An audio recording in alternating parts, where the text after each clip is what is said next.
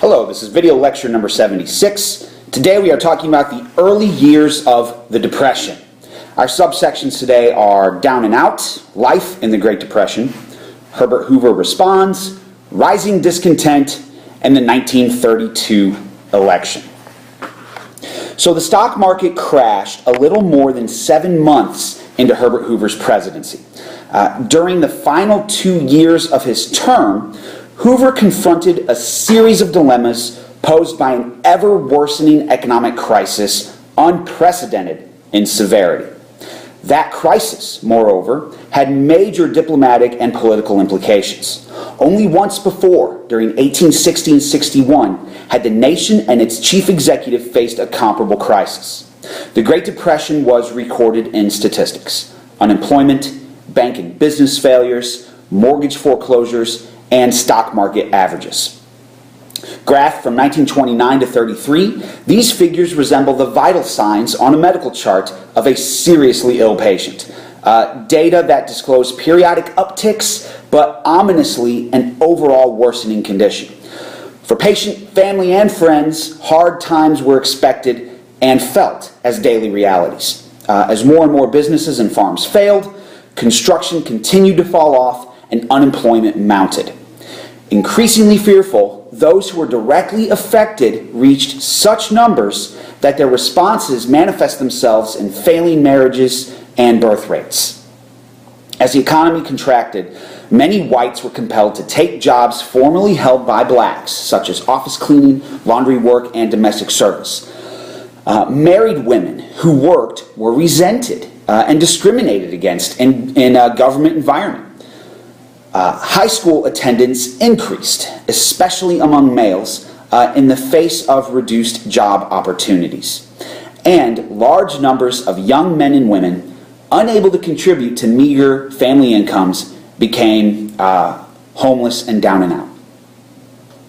So let's look at that in the very first section, Down and Out, Life in the Great Depression.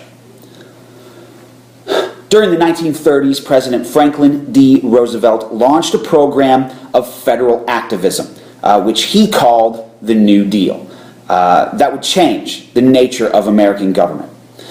The New Deal represented a new form of liberalism, known as social welfare liberalism, a fresh interpretation of the ideology of individual rights that had long shaped the character of American society and politics.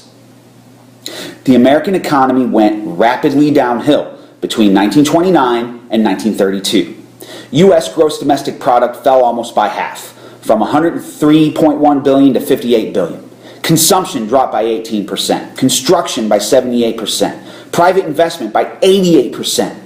15 million people were unemployed by 1933, and many others took wage cuts just to keep their jobs.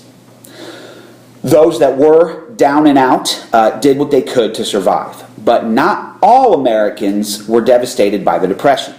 The middle class did not disappear, and the rich still lived in luxury.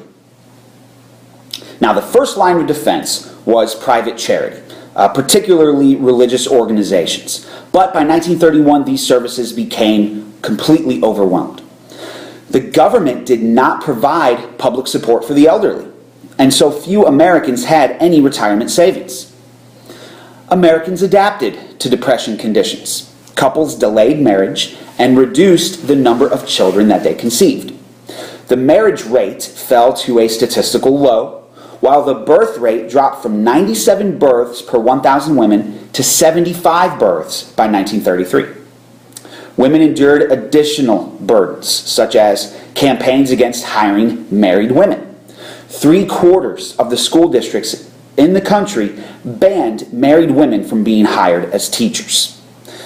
Despite such conditions, female employment increased during the 1930s as women worked more to feed their families. Europe, particularly Germany, felt the impact of a worldwide recession. Within the United States, there were regional variations.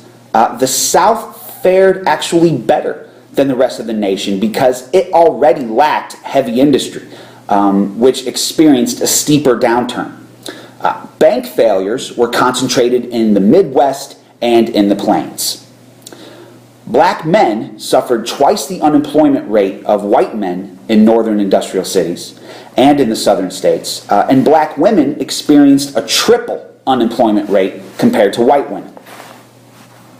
All right, let's go to the next section. Herbert Hoover responds.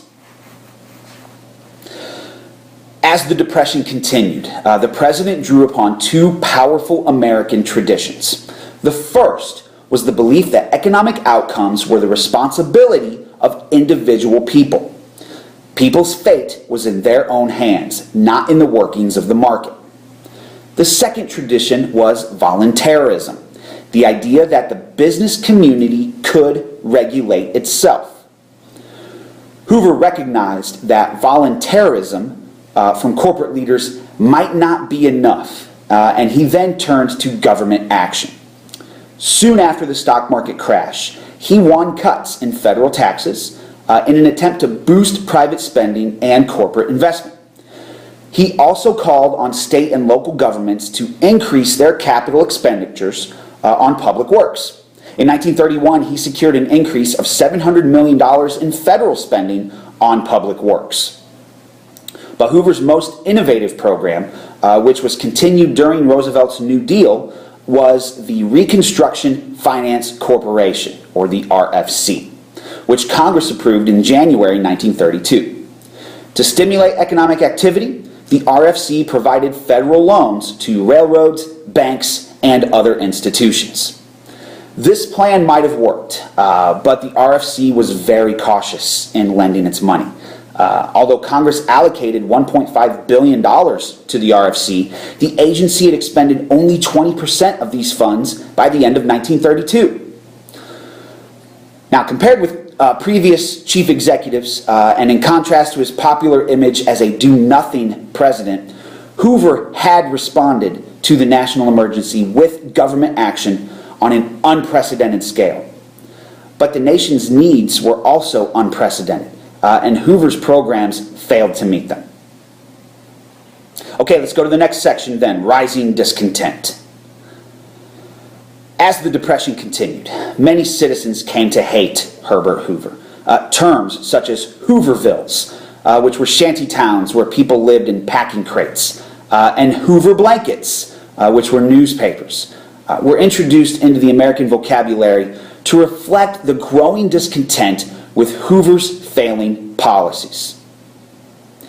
Even as some Americans were going hungry, farmers formed the Farm Holiday Association and destroyed food rather than accepting prices that would not cover their costs.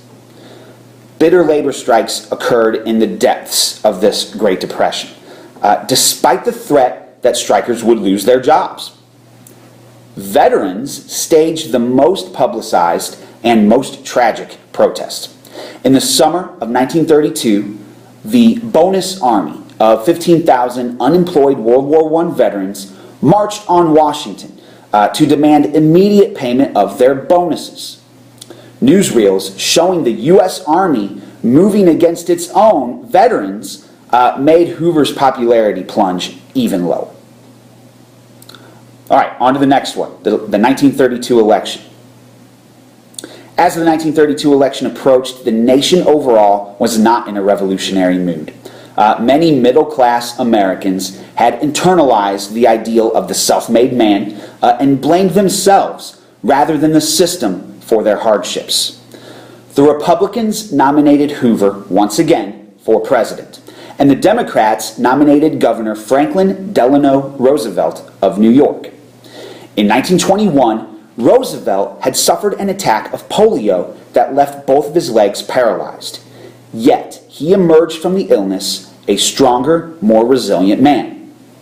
Roosevelt won the election easily, receiving 22.8 million votes to Hoover's 15.7 million. Elected in November, Roosevelt would not begin his presidency until March of 1933. Ratified in 1933, the 20th Amendment set January 20th as the permanent inauguration day. As FDR waited, Americans suffered through the worst winter of the Great Depression.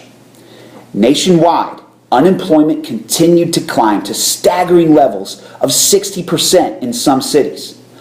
Public welfare institutions were totally overwhelmed. Despite dramatic increases in their spending, private charities and public relief agencies only reached a fraction of the needy. The nation's banking system was so close to complete collapse that many state governors closed banks temporarily to avoid further withdrawals. By March of 1933, the nation had hit rock bottom. All right, so that's it for today. Go ahead and answer your review questions then at the bottom of the screen and continue on with your work.